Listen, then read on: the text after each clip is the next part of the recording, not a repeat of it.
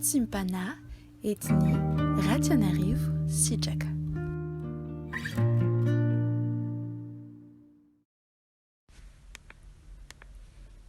Chère famille en Christ, que la grâce et la paix de notre Seigneur Jésus-Christ nous soient adressées ce matin. Prions.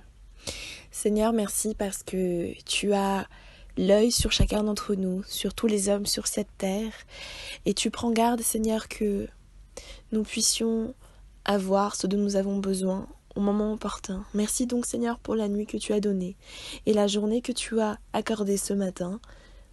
Tu es fidèle, Seigneur, et nous l'avons vu, Seigneur, depuis le début de la création, qui nous est conté dans le livre de la Genèse, où nous voyons qu'il y eut un soir et il y eut un matin. Et en effet, Seigneur, il y eut un soir et il y eut un matin aujourd'hui. Merci, Seigneur, parce que ta bonté s'est renouvelée pour chacun d'entre nous. Bénis, Seigneur, ce temps que nous avons pour entendre ta parole. Fortifie-nous par ton Esprit Saint.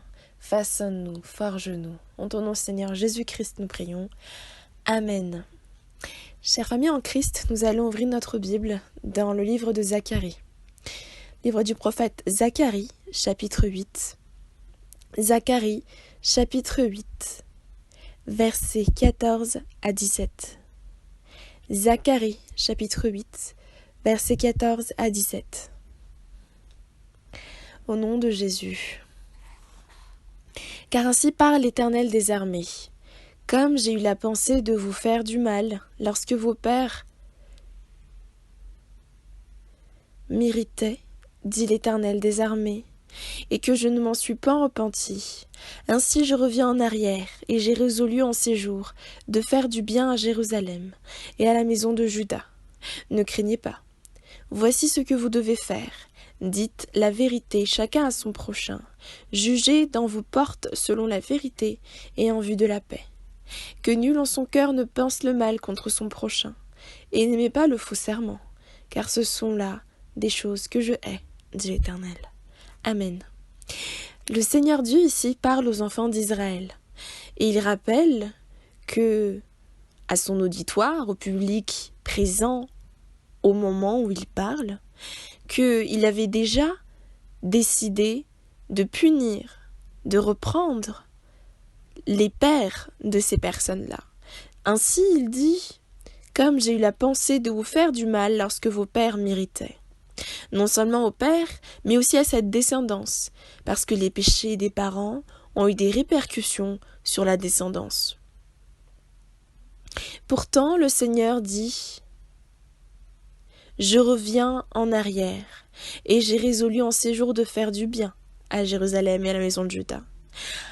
Pour cette raison donc, le bien que Dieu avait résolu de faire a primé sur le mal qu'il comptait accomplir à l'encontre des enfants d'Israël à cause des péchés de leurs ancêtres et des leurs. Aujourd'hui, le Seigneur veut nous rappeler sa bonté. Sa bonté ici qui est pourtant conditionnelle. Parce qu'il dit « Voici ce que vous devez faire ». Je dirais conditionnel dans la mesure où Dieu est un Dieu juste et Dieu est un Père, et qu'il doit reprendre ses enfants quand ses enfants ne marchent pas selon la vérité et la justice. Ainsi, il rappelle « Dites la vérité, chacun à son prochain ». Le message de cette année, rappelons-le, était également, parmi les 3 choses à retenir, était la vérité. Et ici, on nous dit « Dites la vérité, chacun à son prochain ». D'apprendre donc à dire ce qui est juste et de faire ce qui est juste. Jugez dans vos portes selon la vérité et en vue de la paix. Jugez dans nos portes. Pourquoi les portes ? Auparavant, les portes, pour les enfants d'Israël, servaient de lieu où finalement les procès, les litiges, les conflits étaient réglés.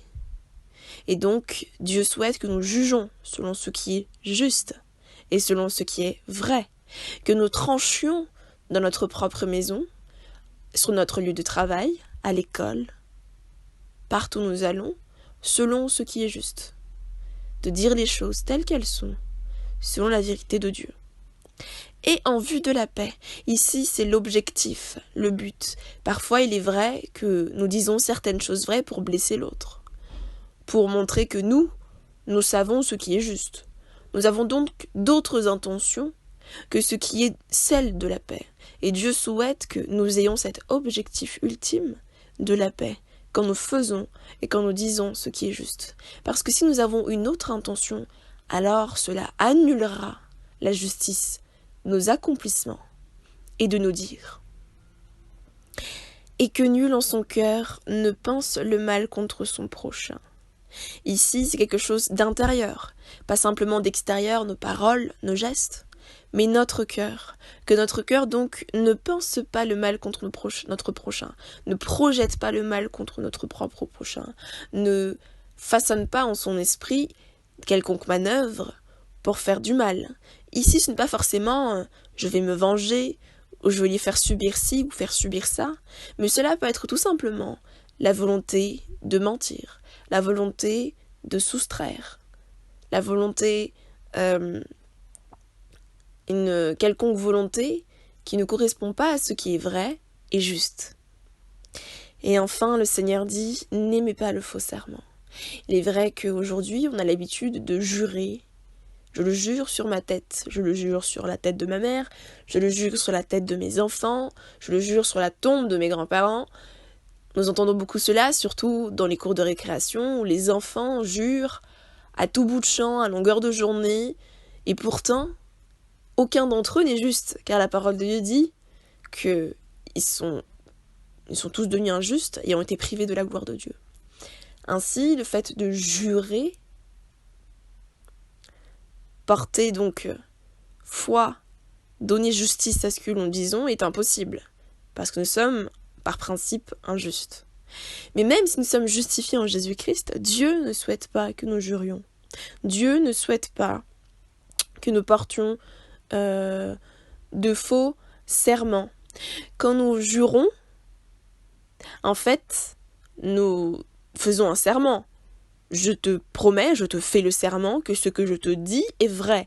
Et pour cela, je vais donc jurer pour attester de ce que je te dis.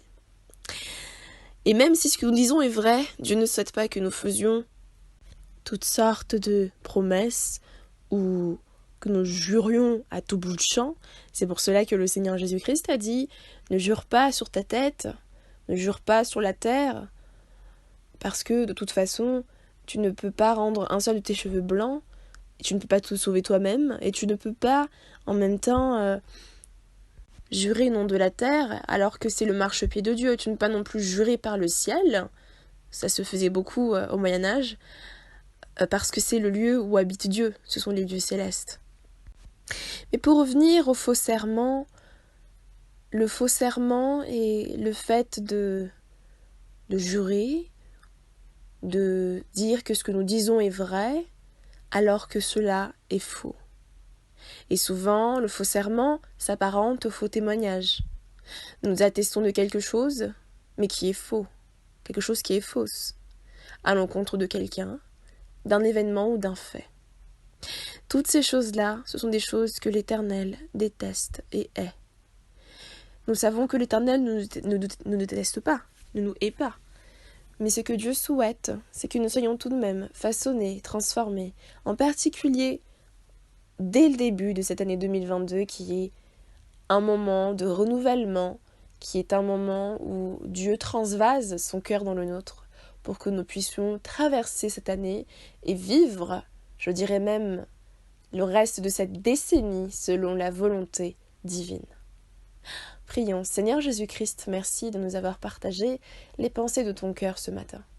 Merci Seigneur parce que tu ne nous as pas laissés dans l'ignorance, tu ne nous as pas laissés dans le manque de connaissances, Seigneur, parce que ta parole dit que ton peuple meurt par manque de connaissances. Tu ne nous as pas laissés, Seigneur, dans le silence aussi, nous avons pu entendre ta voix. Merci Seigneur de nous exprimer et de nous dire les choses que tu hais, Seigneur, les choses que tu détestes. Nous repentons Seigneur pour toutes les fois où nous avons fait ces choses-là, où nous avons exprimé de faux serments, nous avons projeté le mal dans notre cœur contre notre prochain. où nous avons jugé avec injustice dans nos portes. Et d'ailleurs, les portes, Seigneur, signifient souvent notre propre bouche, renvoient à notre propre bouche, où nous avons dit et fait des choses de manière apparemment juste, mais qu'en réalité ce n'était pas dans le but et l'objectif de la paix, mais c'était pour montrer aux autres à quel point nous sommes plus sages, plus intelligents, plus justes qu'autrui. Ou encore toutes les fois où nous n'avons pas dit la vérité à notre prochain. Lave-nous, Seigneur, par ton propre sang, et purifie-nous, Seigneur, de tout péché, pour que ce ne soit pas, Seigneur, une cause de chute pour nous le fait d'entendre ta parole et de ne pas nous repentir. Qu'à partir d'aujourd'hui, Seigneur, nous marchions selon tes propres voies, car ta parole dit que nos voies ne sont pas les tiennes et que nos pensées sont très loin des tiennes. Transvase, Seigneur, tes pensées en nous. Inscris, Seigneur, dans notre cœur ta parole. Nous nous laissons, Seigneur, façonner par toi. En ton nom Jésus-Christ de Nazareth, nous prions. Le nom au-dessus de tous les noms, le nom le plus merveilleux, le seul nom par lequel nous pouvons être sauvés. Amen. Très bonne journée à chacun d'entre nous, sous la protection divine.